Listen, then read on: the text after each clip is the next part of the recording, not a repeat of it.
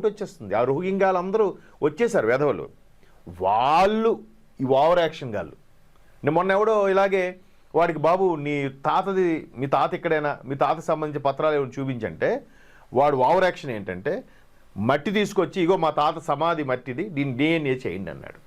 ఎందుకంత ఆక్రోశం అంటే నువ్వు ఇక్కడ వాడు కాదనమాట. వచ్చి తలదాచుకొని పెర్ఫార్మెన్స్ చేసి అంతర్గత కుమ్ములాటలు, ఇలాగ ఢిల్లీ బ్లాస్ట్ లాంటి ప్లాన్ చేయడం, ఆ ప్లాన్ చేసే వెధవలకి సహకరించడం, ఇవన్నీ జరుగుతున్నాయి.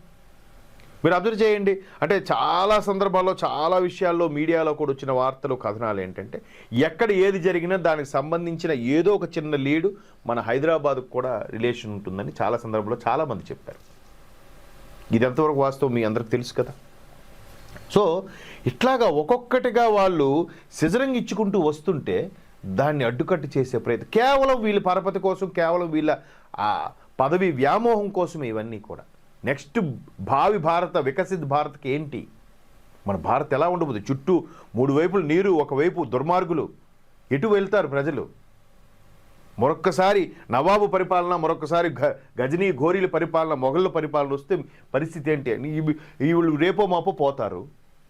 Next generation